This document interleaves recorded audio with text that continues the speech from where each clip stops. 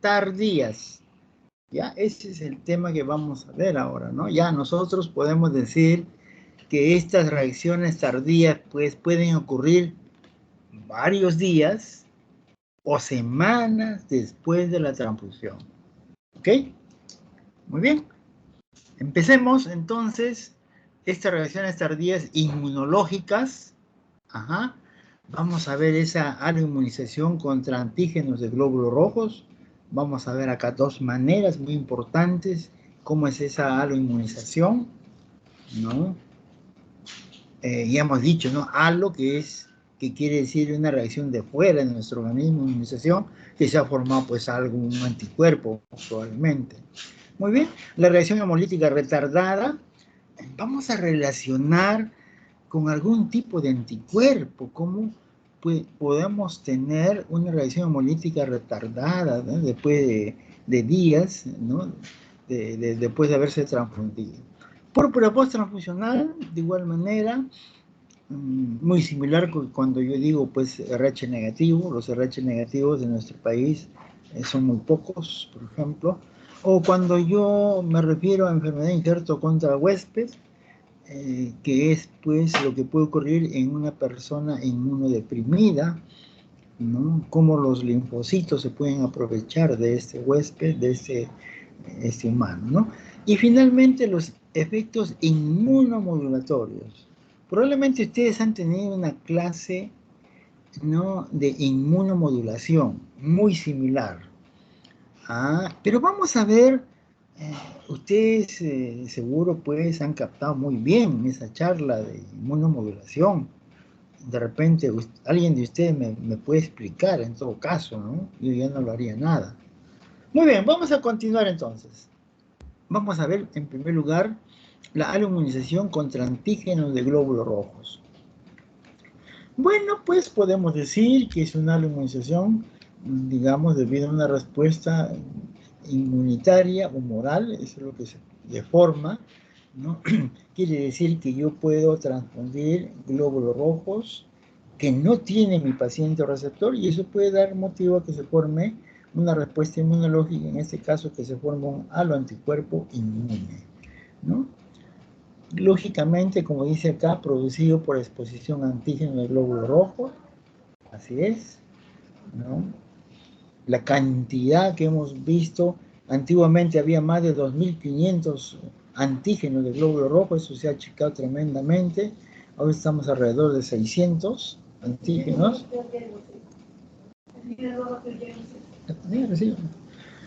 Entonces, lógicamente, cuando hablamos de estos antígenos de glóbulos rojos, están presentes en la transfusión que voy a, digamos, dar a mi paciente, pero están ausentes en el receptor o paciente, ¿no? Por eso es que se forman estos anticuerpos. Lo más frecuente es receptor produzca anticuerpo contra antígenos de glóbulos rojos, lo que puede ocurrir en una transfusión, como estamos comentando. Un ejemplo, un antiquel, o sea, formación de un anticuerpo antiquel, ¿ok? Muy bien, aquí tenemos a un paciente, está señalando en la bolsa de sangre un paquete globular, así se le llama, otros llaman, como dice ahí, glóbulos rojos. ¿Y qué cosa tiene el glóbulo rojo? Antígeno Kell. Si nosotros decimos antígeno Kell, es como si fuera de grupo Kell, en otras palabras, ¿cierto? Si hay un antígeno Kell, puede existir un anticuerpo llamado antiquel, que todo ello pertenece al sistema Kell. ¿Ok? Muy bien. Ya hemos dicho en clase, si hablamos del sistema Kell, es un sistema en orden de importancia después del sistema BO y del sistema RH. Hablamos de ese sistema Kell. No hay que olvidar entonces que tenemos, en este sistema Kell, tenemos antígeno Kell, anticuerpo Kell. ¿Ya? Ok. Entonces acá estamos en la bolsa, tiene antígeno Kell, y después de tiempo, el paciente puede formar en este caso no tiene antígeno Kell, va a formar un anticuerpo anti-Kell, lógicamente. Muy bien. Ese es un tipo de reacción, entonces. Pero vamos a ver otro tipo de reacción hemolítica retardada. La hemólisis ocurre después de 5 a 14 días o más días después de la transfusión de sangre, ¿no? Es algo característico, ¿no? Por eso se le llama retardada. O sea, transfundido aparentemente compatible. Esta sangre, lógicamente, su prueba de compatibilidad sale ok, y por esa forma es lo que se decide transfundir. Y cuando hablamos de este tipo de reacción hemolítica retardada, acá podemos mencionar dos formas. Ojo, dos formas. Vamos a ver la primera forma. Dice que es un paciente que recibe transfusión sanguínea por primera vez. Nosotros ya sabemos que cuando hay una primera estimulación, el resultado de ello, ¿no?, nos va a dar lugar a una aloinmunización primaria, eso es lo que conocemos, ¿no? El riesgo de inmunizar antígeno distinto al antígeno D es de 1 a 1.6%, por ejemplo, ¿no? La producción de este anticuerpo se presenta generalmente a los 7, 14 o más días después de esta transfusión, ¿no? Esa es otra cosa también importante que debemos tener en cuenta. Puede reaccionar inclusive con glóbulos rojos transfundidos aún que se encuentra en la circulación. Así es, ¿no? Por ser una reacción hemolítica retardada, claro que sí, puede reaccionar de esa forma. Muy bien, los síntomas generalmente son tardíos y muy moderados. En el laboratorio, lógicamente hay anemia, aumento de bilirrubina, CUMS directo positivo. Ejemplo de ello, un anti-E mayúscula. ¿Okay? Entonces acá tenemos, miren ustedes,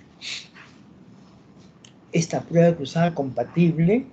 Hablamos en este caso de una aloinmunización primaria. O sea, puede producir hemólisis tardía y leve en sus glóbulos rojos transfundidos por primera vez, ¿no? Entonces acá tenemos el ejemplo, glóbulos rojos con antígeno E, receptor sin antígeno E, ¿no?, como si fuera un RH positivo o negativo, muy similares. A ello podemos hablar acá, ¿no? Muy bien, ellos pueden provocar eso entonces. El segundo tipo dice que se trata de un paciente previamente transfundido y luego aparecen sus anticuerpos contra antígenos del glóbulo rojo. Pero estos anticuerpos pueden disminuir luego hasta niveles indetectables. O sea, no se van a poder determinar con las pruebas habituales que hacemos. Esa es otra cosa característica que podemos hacer de esta reacción hemolítica retardada, el segundo tipo, ¿no? Muy bien. En nuevas transfusiones, realmente no va a presentar anticuerpos irregulares. Células transfundidas actualmente, si yo, digamos, nuevamente transfundo estas células, va a ser como un segundo estímulo lo que va a ocurrir, ¿no? Y de esa manera, ese segundo estímulo es lo que nosotros llamamos como aloinmunización secundaria o anamnésica, ¿no es cierto? Y hay una respuesta de qué manera pueden ocasionar la formación de estos anticuerpos, en otras palabras. Más anticuerpo producido en corto tiempo, de 1 a 5 días, ¿no? Eso puede ser otra, digamos, característica de esta inmunización secundaria. Está aumentado el grado de destrucción de glóbulos rojos, puede haber ese problema. Rápida caída de hemoglobina, hiperbilirrubina, ictericia. La hemólisis, la mayoría extravascular, pero es raro intravascular. Diagnóstico, se investiga los anticuerpos irregulares y también el CUMS directo. Ejemplo de esto que estamos comentando, podemos hablar de estos famosísimos anticuerpos anti-JK A o anti-JKB, ¿no? Que son los anticuerpos, pues, llamados también, ¿no? Anti-KIT A, anti-KIT B, ¿no? Antiguamente llamado como anti-Jackson A y anti-Jackson B. Entonces, pero eso era mala designación. Y eso ya lo sabemos por qué, no quisiera detenerme. Hubo lapsus de nuestros maestros, se equivocaron y ya quedó ahí. Para prevenir todo lo que estábamos hablando, deberíamos seleccionar glóbulos rojos fenotipados y realizar su prueba cruzada. Entonces ya sabemos que estos anticuerpos del sistema KIT pueden provocar este tipo de reacción hemolítica retardada, ¿no? Con cierto tiempo de evolución. Muy bien. Miren ustedes acá de qué manera realmente se produce esta reacción hemolítica retardada. O sea, tenemos una primera transfusión. Realmente en esa primera transfusión no va a ocurrir nada en mi paciente. Los hematíes estimulan la producción de anticuerpos, lógicamente. Ahí lo tenemos. Eso nos puede dar lugar a que se formen anticuerpos, ¿no? Y aquí vemos una segunda transfusión, ¿no? Donde ya podría haber reacciones. Mire, estamos viendo que luego de la primera, digamos, estimulación, eso puede dar motivo a que se formen anticuerpos, que estamos viendo acá, ¿no? Entonces, pero que están actuando muy tímidamente, llamémoslo así, ¿no es cierto? Bueno, y acá está la segunda transfusión, que ya puede haber reacciones, porque de por medio hay un anticuerpo que ustedes están viendo ahí, ¿no es cierto? Muy bien, en base a lo que se ha formado en la primera transfusión. Muy bien, miren ustedes la hemoglobina como de normal va tratando de disminuirse, ¿no es cierto? En cambio los anticuerpos, miren, ve, se empieza acá, muy lentamente comienza a subirse, pero es ganado casi todo por eso, ¿no? Miren ustedes los niveles de anticuerpos, al final llegan a tener su máxima cantidad de anticuerpos. Pero acá podemos ver, miren ustedes, semanas transcurridas después de la transfusión, ¿no? Vemos acá el glóbulo rojo, y no hay pues ningún anticuerpo fijado en hematíes, no va a ocurrir nada. Pero en la otra, al otro lado derecho estamos viendo, mire, ese rojito, cada momento está disminuyendo más, pero miren los anticuerpos, está aumentando más de la línea verde, ¿no? Podemos decir entonces que en este extremo hay anticuerpos fijados a los hematíes. Ustedes lo están viendo en este momento, miren ustedes ahí, son anticuerpos que están fijados a los hematíes. El resto es ya característica que hemos sacado nosotros para la presentación, ¿no es cierto? Y aquí, digamos, las reacciones hemolíticas, el número de transfusiones que ha habido, ¿no? Aquí están, miren ustedes, se nota que cuando hubo ese tipo de reacción retardada, de 1 a 7 días de post-transfusionales, cómo se formaron, miren ustedes la cantidad, ocurrieron más cantidad de anticuerpos de 8 a 14 días, fue el pico máximo, señores, ¿no? Y de ahí fue ya algo irregular, ¿no?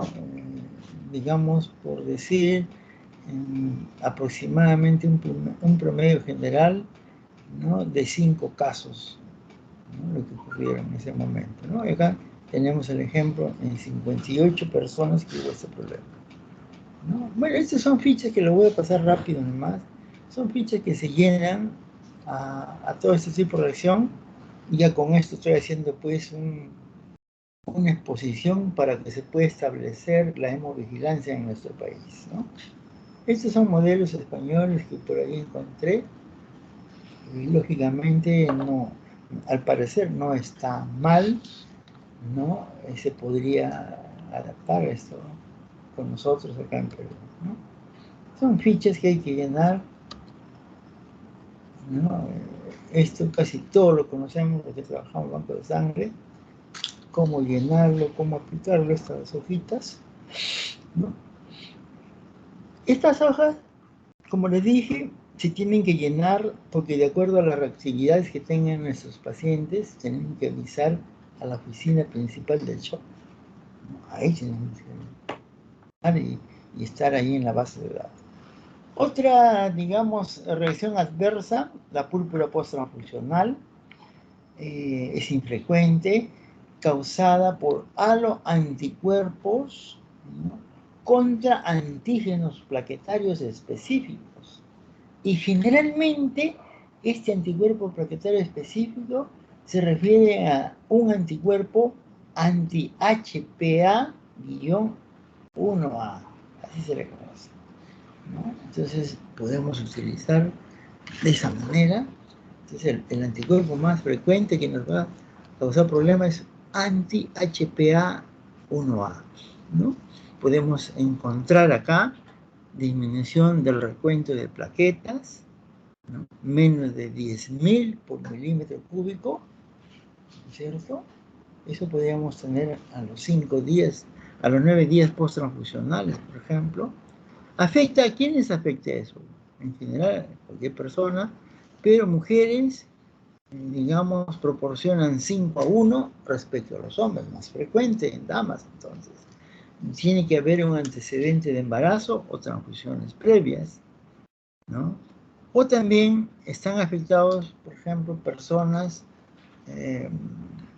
del Caribe, perdón, están afectados 68% que personas que carecen, como si fuera un RH negativo, ¿no?, que carecen de este antígeno HPA-1A.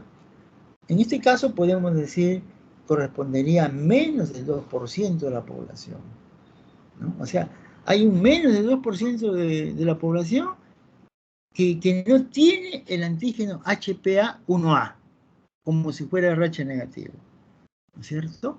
Entonces, ellos pueden desarrollar un anticuerpo anti-HPA-1A, ellos, ¿no? Usualmente está autolimitado, ¿no? Se recupera en 21 días, o sea, no hay mayor problema, pero del 10 al 15% pueden tener muerte por sangrado intracraneal. Y el tratamiento para esta púrpura transfusional, debido al riesgo de hemorragia intracraneal, el tratamiento tiene que ser inmediato, ¿no? Se puede administrar inmunoglobulina, IgG, pero digamos, esta inmunoglobulina intravenosa, que es lo que se está utilizando bastante en este momento, ¿no?, a una dosis de 0.4 gramos por kilo de peso, ¿no? Esa es la indicación que se puede dar, ¿no? Se alcanza un recuento de plaquetas de 100.000 por milímetro cúbico en 3 a 5 días.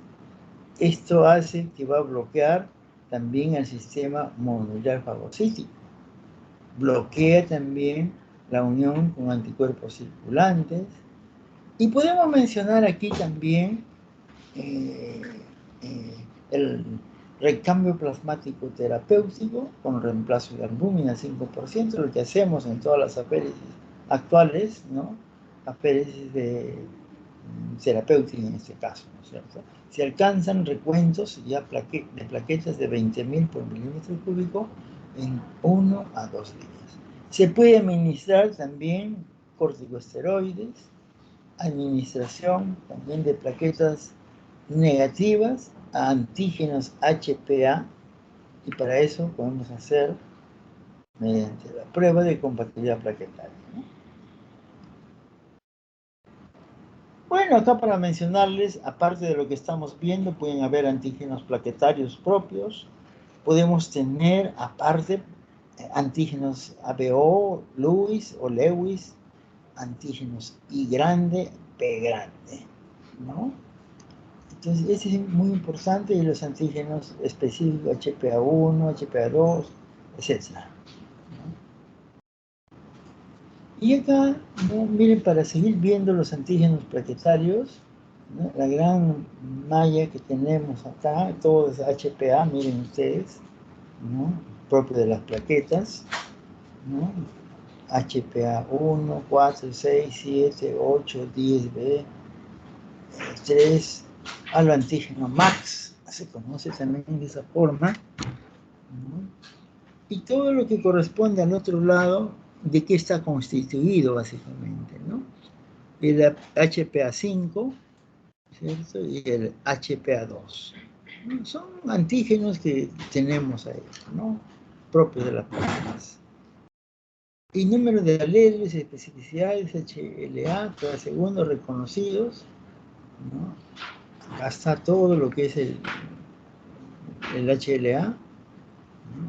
Al centro, los alelos que tiene, ¿no? Y las especificidades diversas que podamos tener, ¿no?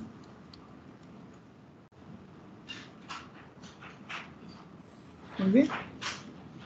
Y aquí miren ustedes los peligros y reacciones adversas de la transfusión de plaquetas. Ya esto lo hemos comentado bastante, ¿no? Los peligros, por ejemplo, hablar de la aloinmunización, o sea, la formación de anticuerpos de fuera de mi organismo mediante, digamos, la estimulación inmune. El otro, refractariedad, ya sabemos que podemos tener refractariedad plaquetaria o puede ser aloinmune, básicamente, ¿cierto? Ese es el más común. Muy raramente puede haber el autoinmune, o sea, por medio de autoanticuerpos, ¿no? Otros pueden tener inclusive las dos. Luego tenemos infecciones post-transfusionales, ¿no? En cuarto lugar, enfermedad y gesto contra el huésped, que lo vamos a explicar más adelante, y la púrpura post-transfusional, ¿no?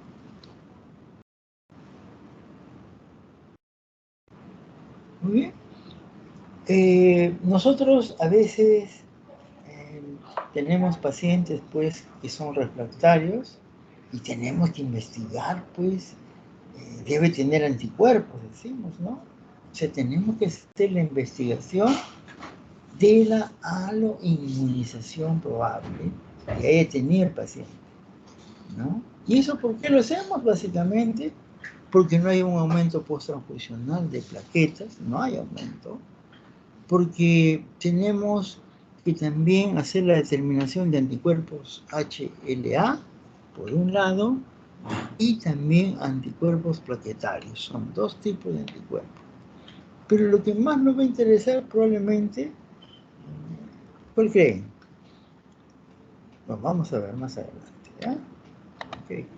Miren, causas de la refractariedad inmunes, y eso es lo que nosotros hacemos con una flechita, ¿no es cierto?, para poder, hasta cierto punto, resaltar o que quede claro esa parte, etc., ¿no? Tenemos causas de refractariedad inmunes, la aloinmunización, la formación de anticuerpos de las plaquetas. Ajá. Tenemos anticuerpos dirigidos contra el antígeno HLA, ¿sí?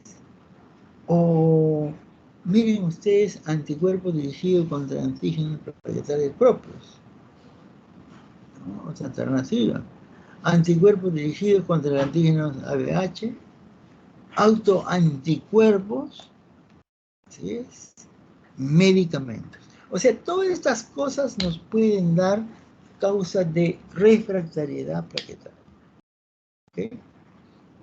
Bien, acá tenemos causas de refractariedad no inmunes. Por ejemplo, la fiebre. Si mi paciente tiene fiebre, lógicamente no va a ser bien aprovechado, ¿no es cierto? Ahí está. O alguna infección, una coagulación intravascular diseminada, una sepsis, una esplenomegalia, o también no, diversas drogas nos pueden dar ese tipo de refractariedad plaquetaria. ¿ya? Y reacciones adversas por transfusión de plaquetas, podemos tener una variedad, como púrpura post-transfusional, que eso ocurre pues de 7 a 10 días. Podríamos tener la trombocitopenia severa por consumo, ¿no? Y miren acá la prueba de compatibilidad proporciona gran ayuda, lógicamente, es importante hacerle conocer en qué consiste. Es prueba de compatibilidad plaquetaria, es un poco raro, ¿no? Porque siempre estamos escuchando lo que es la prueba cruzada sanguínea, y acá tenemos una variedad. Dicho sea de paso, podemos comentarles que los hospitales del Seguro Social, solamente ellos pueden hacer esta prueba, ¿no? Y también por el precio, ¿no? Porque es relativamente costoso, ¿sí? Estas son las hojitas que hay que llenar, que no vamos a entrar en detalle. ¿Qué hora es? ¿Qué hora es? ¿Qué hora es? ¿Qué hora es? 2:10. Ah, 2:10, ¿no? Si me ha presentado una emergencia, 10 minutitos y continuamos, ¿ya? 10 minutitos nada más, jóvenes, ¿ya? Por favor.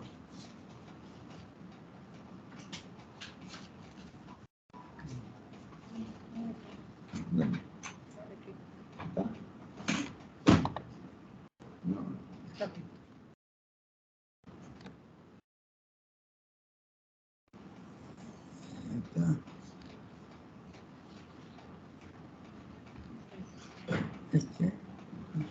Acá.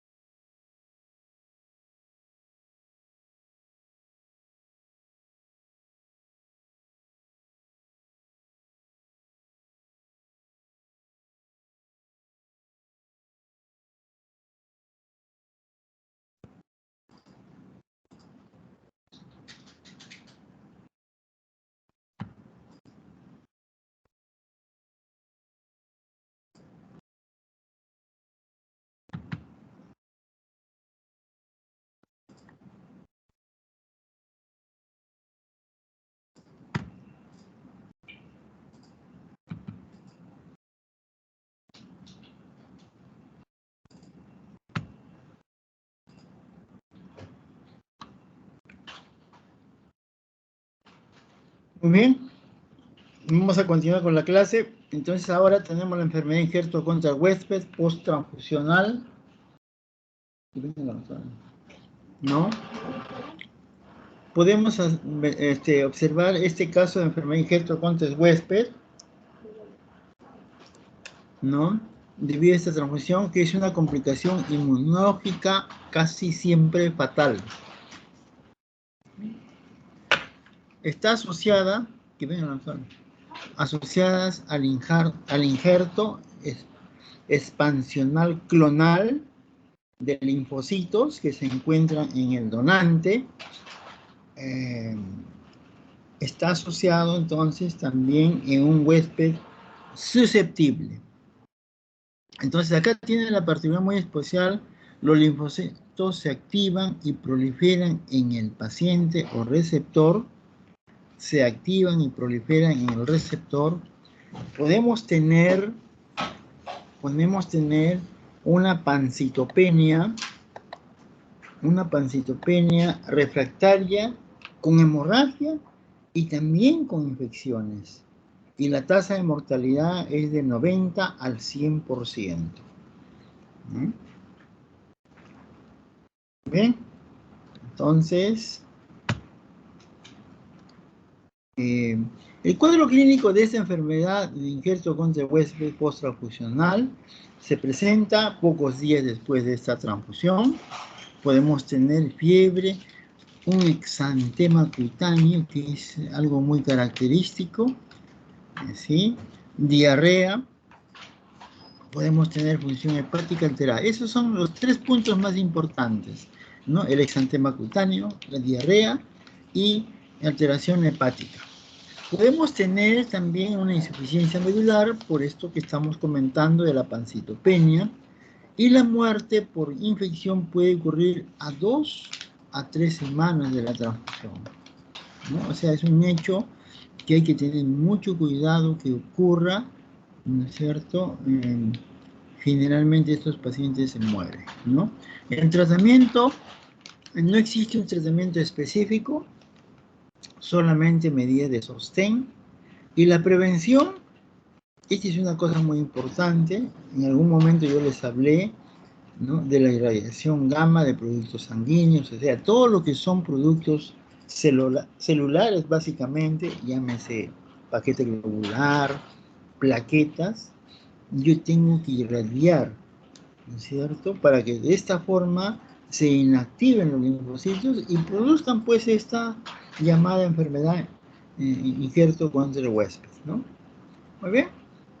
Y acá lo que estamos comentando, ¿no?, ¿qué es lo que ocurre realmente? 3 cosas muy importantes. Un exantema cutáneo, como lo hemos mencionado, puede haber cuadros similares a una hepatitis, y el otro, digamos, cuadro es las diarreas frecuentes, ¿no?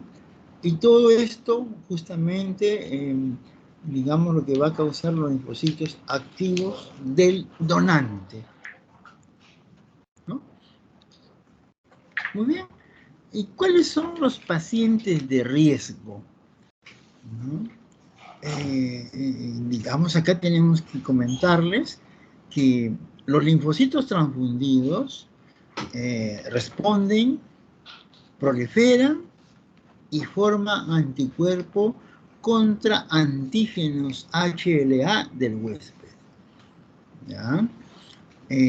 Aquí vamos a tener, por ejemplo, estos pacientes con una linfopenia absoluta, menos de 500 linfocitos por microlitros. Podemos tener la supresión de la médula ósea.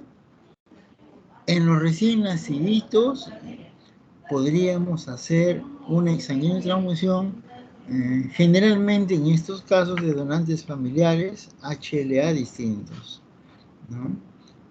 Podemos también indicar, digamos, algún trasplante de médula ósea, autólogo o halogénico, ¿no? Todos estos pacientes tienen que, digamos, son considerados personas de riesgo, ¿no?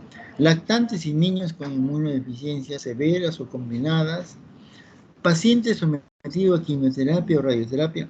Entonces acá tenemos pues una gran gama de pacientes ¿no es cierto?, que tienen que transfundirse con glóbulos rojos irradiados o plaquetas irradiadas, dependiendo del caso, ¿ya? Y esto es muy común. ¿Cuántas indicaciones de nosotros se puedan realizar, digamos, ordinariamente? Las hojitas que hay que llenar, ¿no? Y acá los efectos inmunomodulatorios, ¿no? Ustedes, me parece, con un profesor de ustedes han hecho una clase de inmunomodulación, ¿no? Se habla bastante de inmunomodulación, ¿no es cierto? Y vamos a ver acá como un resumen, ¿no?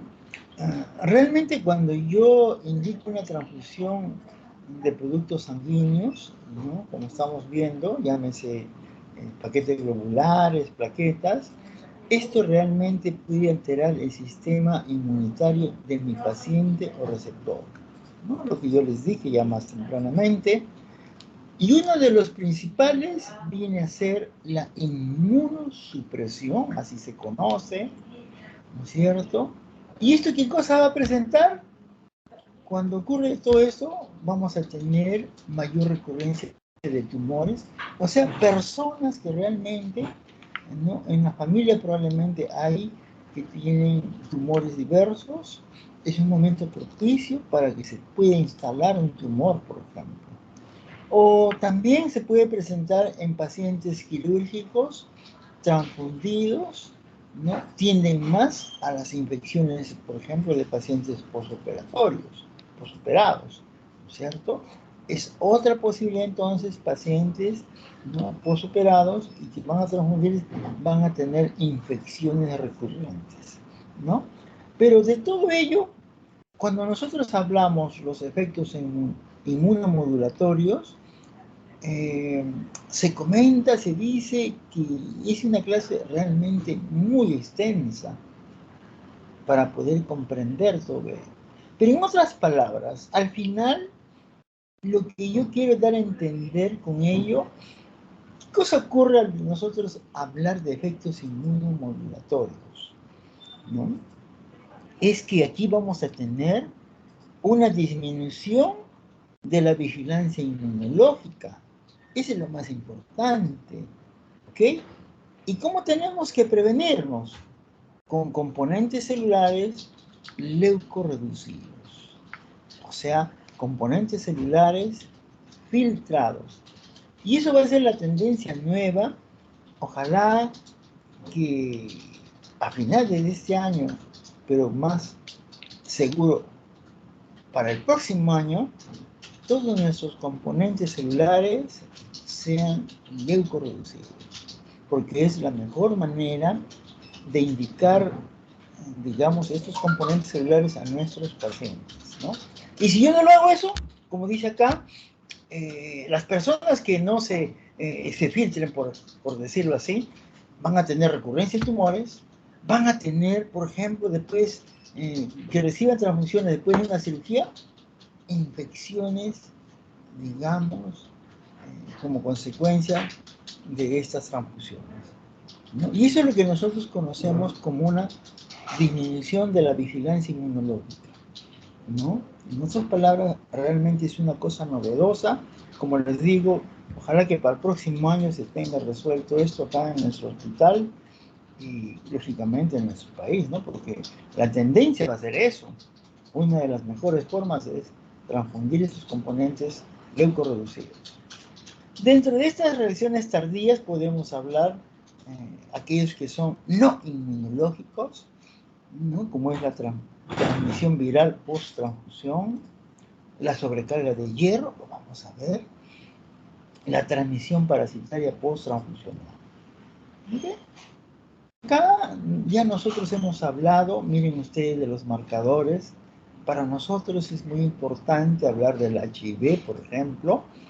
Y acá tenemos, miren ustedes, esa línea blanca que ustedes ven, ¿no es cierto? Esa línea blanca, miren ustedes, que realmente es el anticuerpo que se puede determinar, ¿no?, mediante las pruebas, lo que conocemos ahora como NAT, podemos, digamos, determinarlas.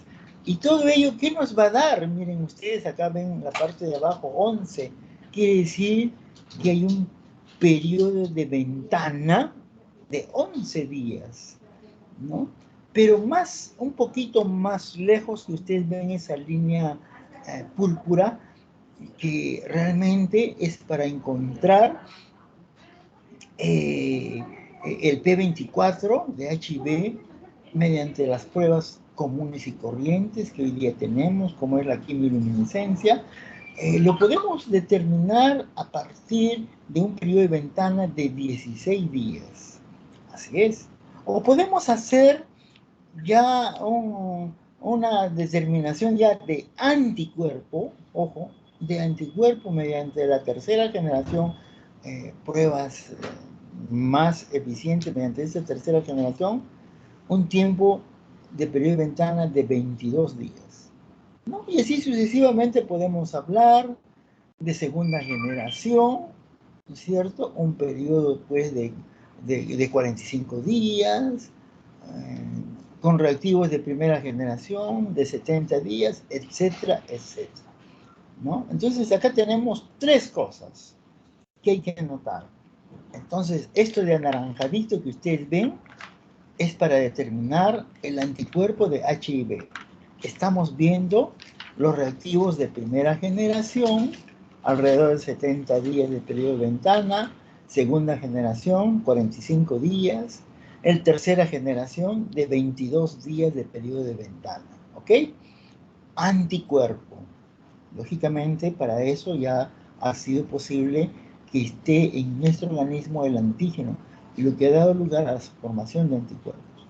Muy bien, pero acá también tenemos este moradito o púrpura que comentábamos, ¿no? Que es el antígeno mismo del HIV, ¿no? El antígeno, ¿no? Del P24, en otras palabras, ¿no? Ustedes están viendo, nos va a permitir un periodo de ventana de 16 días, pero ustedes están viendo además que es una curva pequeñita y fugaz. Se desapareció a los 45 días promedio, ¿cierto? Pero mucho mejor tenemos esta curva de color blanca, ¿no? Que sirve pues para poder, digamos, observar cómo era ya la presencia de estos ácidos, por medio de ácidos nucleicos, la presencia de este virus, que son métodos de biología molecular, ¿no? Que nos van a permitir, si nosotros estamos hablando de ese periodo de ventana, podríamos mencionarle acá un periodo de ventana de 21 días. Pero fatalmente, todo este espacio de 11 días, señores, ya no se va a llamar periodo de ventana, sino se llama periodo de eclipse, porque es en este lapso que ya ningún método de laboratorio lo va a poder determinar. Ustedes seguro en su clase que han hablado de HIV, han hablado de ese periodo de eclipse, y acá está. Este es el famoso periodo de eclipse. Ya no hay ninguna prueba de laboratorio que lo pueda determinar. Hoy por hoy, en la prueba de biología molecular es lo máximo que nos puede brindar, en este caso que estamos hablando del HIV. ¿Ya? O sea, miren ustedes, esta es una diapositiva muy interesante, que ojalá lo puedan captar bien. Está claro, me imagino, ¿no? Muy bien, y acá el periodo de ventana de cero convención, lo que estamos hablando, ¿no es cierto? ¿No? Hemos hablado por medio de esa prueba de biología molecular de 11 días, ¿cierto? Hemos hablado del antígeno P24, 16 días, y del mismo anticuerpo de HIV de 22 días de periodo de ventana, ¿no? Yo creo que está bastante claro cuando estamos hablando. Y acá vamos a hablar de hepatitis C. Y hepatitis C nadie comenta, nadie habla, nadie evalúa. ¿A cuántos pacientes que reciben transfusiones de estos productos biológicos que llamamos estaremos contaminando? Ah, y peor, pues, si yo le doy sangre de donantes, digamos, que no son voluntarios, la posibilidad, el riesgo de contaminar es mucho mayor. Así es, ¿no? Y acá lo mismo que estamos comentando, miren ustedes, ¿no? Tenemos, si se quiere, primariamente vamos a hablar de las pruebas de anticuerpos de hepatitis C. Acá tenemos el de primera generación, como nos podemos determinar a partir de los 150 días. Segunda generación, 80 días. Tercera generación, 70 días, ¿no? Esta es esta curvita que ustedes están viendo, 70 días. Bueno, podríamos analizar esta enzima hepática, que también todos los conocemos, ¿no? Alrededor de, pues, de 50 días. O podemos hacer ya más, digamos, si se quiere, modernamente, ¿no? Este marcador que está en blanco, ¿no? Que corresponde, pues, todo lo que se relaciona a biología molecular. Tremendamente, lógicamente, es mucho mejor, ¿no? Entonces, acá podemos observar pruebas NAT, ¿no? Que próximamente en nuestro Perú ya se van a hacer esas pruebas para los donantes de sangre, ¿no? Y vamos a ver realmente, miren este periodo de ventana, ¿no? Que va a ser el periodo de eclipse en todo caso aquí, ¿no es cierto? Si relacionamos a hepatitis C. Y vamos a ver más claramente en la siguiente diapositiva esos famosos periodos de ventana, miren ustedes. Ya hemos comentado primera generación, segunda generación, los anticuerpos de hepatitis C, ¿no? Esta enzima hepática a los 53 días, y más aún, ¿no? Esta prueba molecular que es importante a los 14 días, ¿no es cierto? Periodo de eclipse, ¿no? Muy similar al HIV, que era de 11 días, ¿no? Muy bien. Y acá el riesgo, miren ustedes, el riesgo de infección por transfusión antes del NAT, antes de las pruebas que vamos a hacer próximamente en el hospital Almenara, por ejemplo. Probablemente este año se va a hacer. Miren ustedes, lo que nos interesa básicamente acá más de repente del HIV. Vamos a ver acá el riesgo por transfusión, dice, cuando pensamos en HIV, dice que se puede, digamos, infectar 1 cada 600.000 transfusiones, ¿no? Y podemos tener una prevalencia en donantes 1 cada 20.000 donantes, ¿ya? Y podemos hablar acá también, miren, de hepatitis C. El riesgo de transfusión, ¿no es cierto? 1 cada 100.000 transfusiones. La prevalencia en donantes, 1 cada 500, ¿no? Entonces, ahora vamos a comparar. Esto es antes del NAT. Vamos a ver después del NAT. Ojo, acuérdense, 1 cada 600.000 y 1, ¿no es cierto?, cada 100.000 hepatitis C. Vamos a ver cómo ocurre, ¿no es cierto? Después del NAT, acá está. El riesgo dice acá, dice menos, para HIV, menos de 1 por 1.000.000 de unidades transfundidas. O sea, realmente es bastante valioso hacer el NAT. Y si comparamos también de hepatitis C, menos de 1 por 1.000.000 de transfusiones de unidades. O sea, realmente va a ser muy valioso hacer esta prueba NAT, ¿no? Ya el ministerio está indicando que todos los hospitales tenemos que hacer. Lógicamente esto va a significar un aumento en el presupuesto de los bancos de sangre. Se va a hacer, pues, este esfuerzo, me imagino, todos los bancos de nuestro país. Y aquí, para que ustedes vean esta tablita, miren eso de rojito, cómo durante todo este tiempo, cada día ha ido apareciendo más cosas para banco de sangre. En el año 1985 ya se habla del HIV, ¿no es cierto? Pruebas muy elementales en aquel momento, pruebas rápidas también, ¿no? Más adelante ya se habla, más ya se habla de las pruebas del anticore, pruebas sencillas. Después el 89 se habla de HTLV, el 90 ya se habla de hepatitis C, los primeros reactivos. Posteriormente ya se habla del HIV 1 y 2 como pruebas muy elementales para bancos de sangre.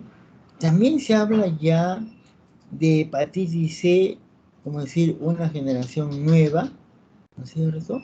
Pero todo esto va aumentando nuestros costos en banco de sangre, ¿no? Bueno, acá la FDA da unas indicaciones. Ya en el año 1997 se habla del HIV, juntamente con el P24, pruebas, digamos, también juntas que se pueden hacer, ¿no es cierto? Hepatitis C, y otras modificaciones, HIV, ya se habla en el 2001 se habla de NAT,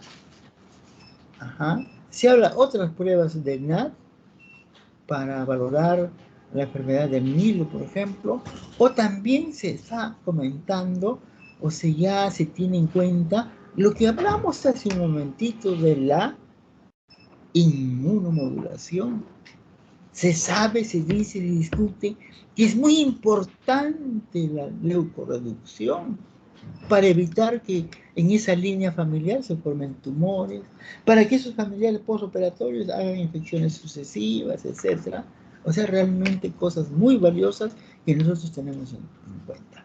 Pero ya más adelante, 2002, 2003, ya se habla del HIV, de hepatitis C, las pruebas NAT, la licencia para poner en práctica estas pruebas. Y finalmente, en 2004, lo que hace un momento hablábamos, ¿no? El estudio microbiológico, ¿no?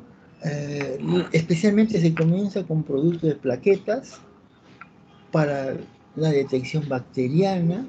O sea, cada día, como ustedes lo están observando, nuestras pruebas de banco de sangre van a seguir subiendo sus costos, ¿no? Y esto se hace pues por el bien de nuestros pacientes, ¿no? Lógicamente, ya nosotros tenemos proyectado que todo lo que estamos hablando de hemoterapia que hemos tenido en la clase anterior, ¿no? De terapia con componentes, que fue así la clase, cuando hablamos pues de paquete globular, de plasma fresco, de crío precipitado, concentrado de plaquetas, ya comentábamos que probablemente a fines del siglo XXI eso desaparezca. Ya no va a haber, porque todo se va a indicar a nuestros pacientes productos elaborados por ingeniería genética, producidos en el laboratorio, y eso es lo que van a recibir. Y ya actualmente ya tenemos los primeros pasos de ingeniería genética. En el mercado ya tenemos factor 8, factor 9 de ingeniería genética. Nosotros en el Hospital Almenara lo utilizamos para nuestros pacientes. Ya también hay albúmina preparado por ingeniería genética, pero que todavía no está licenciado por la FDA. Y así sucesivamente, en el transcurrir de todos estos años, van a aparecer todo lo que se tiene pensado, ¿no? Todo va a ser preparado en laboratorio por ingeniería genética. No sabemos por cuánto costará, ¿no?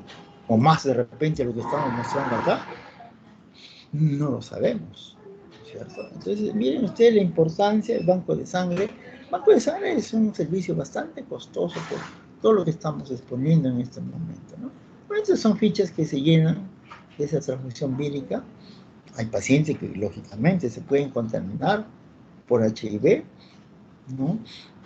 Y aquí vamos a hablar de otra reacción adversa tardía que es la hemosiderosis transfusional, ¿no? Acá podemos decir, pues, que esto realmente corresponde a pacientes que dependen de transfusiones frecuentes. Y transfusiones frecuentes podemos decir aquellos pacientes, pues, que han recibido de 50 a 100 unidades, ¿no? De sangre, de plaquetas, etc. Y podemos digamos, tener acá comprendido pacientes con aplasia medular, pacientes talasémicos, pacientes drepanocíticos, etc. Y son los pacientes que constantemente reciben transfusión. Ojo, reciben transfusiones. Entonces, si constantemente recibe transfusiones, ¿no es cierto? Entonces nosotros tenemos que observar estos pacientes que estamos comentando, ¿no? Especialmente porque reciben glóbulos rojos, con el tiempo van a acumular concentraciones altas de hierro. Y eso es lo que nosotros conocemos, como hemosiderosis. Concentraciones altas de hierro por un motivo transfusional.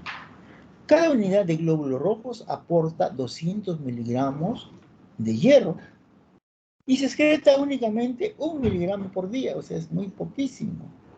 De ahí la importancia que debemos conocer cómo determinados pacientes que reciben frecuentemente transfusiones hemáticas, esas personas cambian de color su piel, ¿no? Entonces acá tenemos el cuadro clínico de estos pacientes, alteraciones múltiples de función diversos órganos, ¿no? Vamos a tener diversos órganos que están comprometidos, más frecuente alteraciones cutáneas que están hiperpigmentadas, podemos tener problemas cardíacos, insuficiencia cardíaca, podemos tener problemas hepáticos, endocrinos, o sea, diabetes, etcétera, etcétera, ¿no es cierto? Podemos tener, ¿no? Y el tratamiento y prevención, lógicamente podemos utilizar agentes quelantes de hierro, como un medicamento que se llama la desferrociamina, por ejemplo, mantener una ferritina sérica menos de 2000 microgramos por litro, una posibilidad, y transfundir con estricto criterio. Eso es importantísimo, señores. Acá nosotros no podemos indicar por si acaso, no. Eso está prohibido. Miren ustedes la consecuencia que podemos tener. Entonces, usted ya lo sabe. Y todo el que comete cosas inapropiadas, lógicamente, tendrá que verse con la ley, pues. Y para eso, ojo, es esta clase también. Muy bien, y acá un paciente con hemosiderosis transfusional, la hiperpigmentación cutánea que estamos comentando. Bueno, si hay pacientes que tienen esa modalidad, ese cuadro clínico, tenemos que llenar estas fichas, ¿no? Y estas fichas mandarlas pues a un, como dijimos, a un centro, digamos, especializado, que es centralizado, donde se van a obtener todos esos datos en forma anónima. Muy bien, estamos terminando nuestra clase. Podemos tener algunas conclusiones. ¿Qué cosa hemos aprendido de lo que estamos viendo? Porque esto realmente son lecciones que nos da el shock. ¿Qué cosa es el shock? Ya lo hemos comentado, ¿no es cierto? Es la hemovigilancia que ocurre en el Reino Unido. Podemos decir que cada hospital debe tener normas de transfusiones para disminuir errores basados en las normas del Comité Británico Estándar de Hematología, por ejemplo, de ese país. Muy bien. Hospitales deben entrenar frecuentemente al personal que transfunde. Muy bien.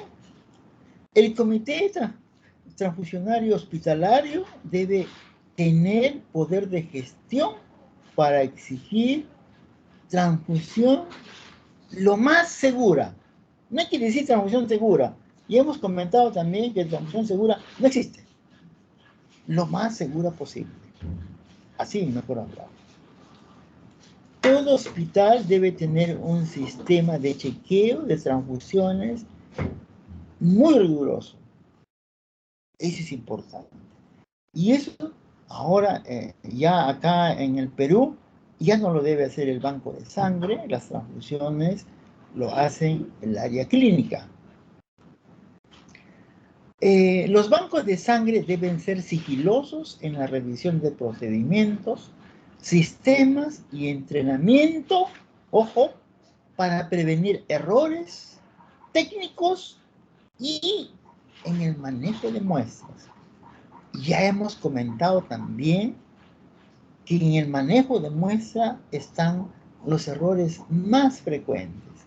Hemos comentado que esos pacientes deberían tener el código de barra para evitar esos errores más frecuentes que ocurren en esta toma de muestras.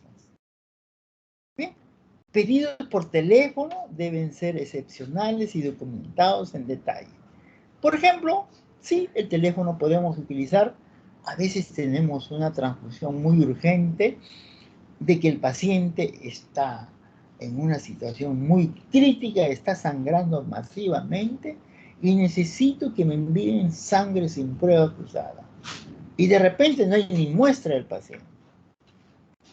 Esa comunicación de teléfono es importante para el banco de sangre porque yo tomaré nota que se trata de tal profesional, pediré su identificación, su nombre, su colegio médico, anotaré y pueden llevarse a la unidad, porque ese paciente está en peligro de muerte.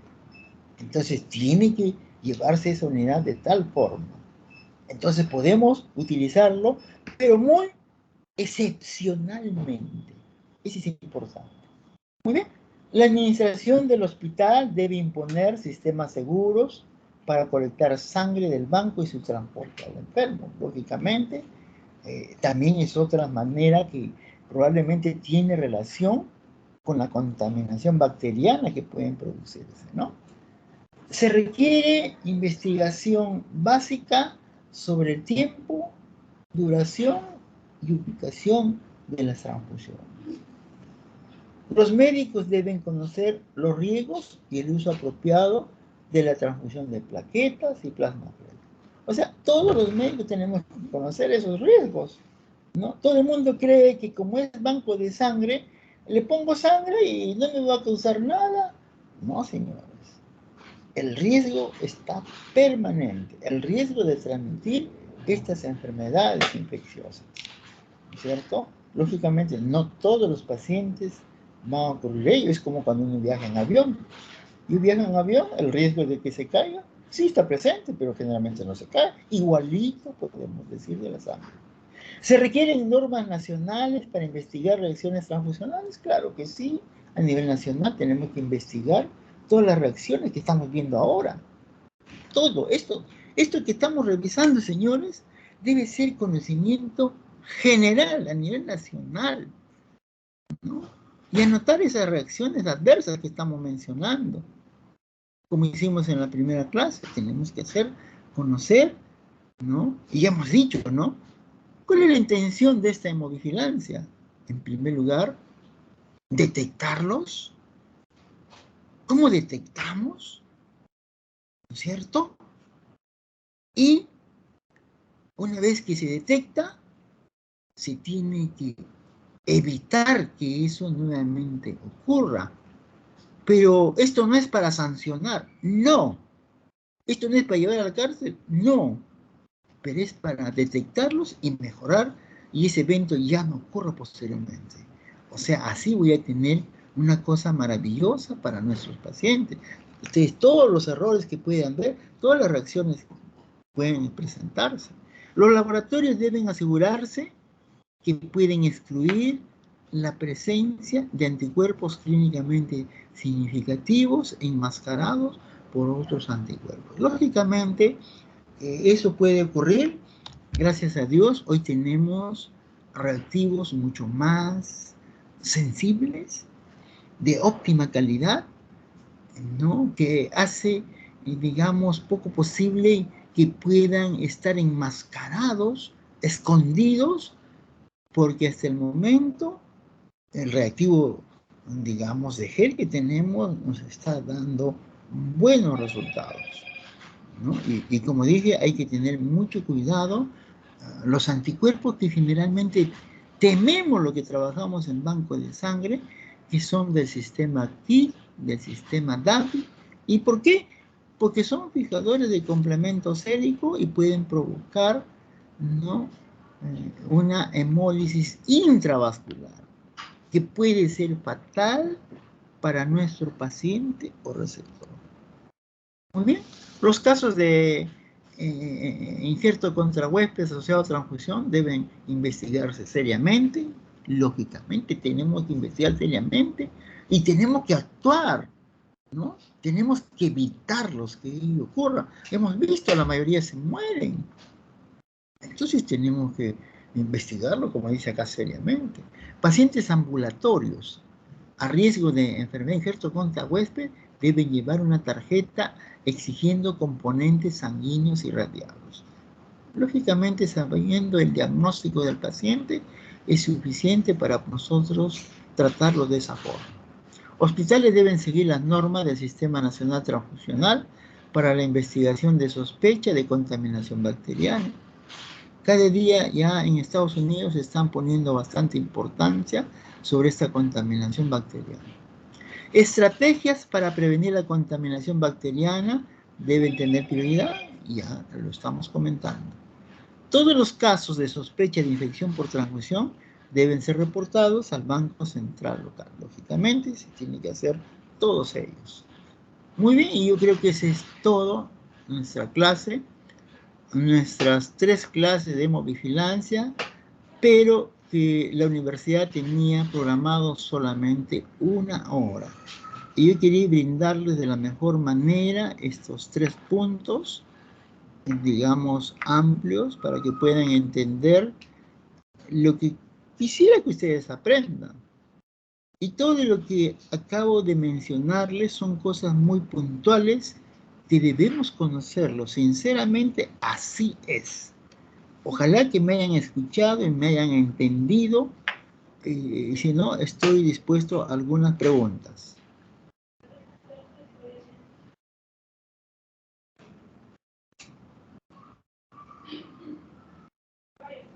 ¿Ninguna pregunta? ¿Están cansados? ¿Están cansados como yo todavía? ¿Delegado está ahí o ya se me escapó? Doctor. ¿Qué tal? Dígame, No hay doctor. preguntas, doctor. No hay preguntas. ¿Y qué hacemos? ¿Qué hacemos si no hay preguntas, doctor? Nos quedaremos ahí nomás. Pero vamos a hacer... A ver, ¿dónde está? Vamos a hacer la asistencia, ¿no? La asistencia. Sí, ¿Cuántos hay? doctor, sí, 20. hace 20 bastante. nomás hay, ¿no? Está descargando la asistencia. No, hay 76, doctor. Ah, ya, 76, sí, acá hay. Acá lo veo 76, ¿no? ¿Cuántos fantasmas habrán ahí? ¿Hay fantasmas o no? Habrá algún fantasma, ¿no? Como es este clase de Drácula, puede haber fantasmas. Ah. Ya, doctor, o sea, no hay preguntas. Ya, espero pues que me hayan enviado todo lo que faltaban. Yo para comentarles. Lo que en algún momento todo el salón no hubo seminario, por ejemplo, no hubo conversatorio, por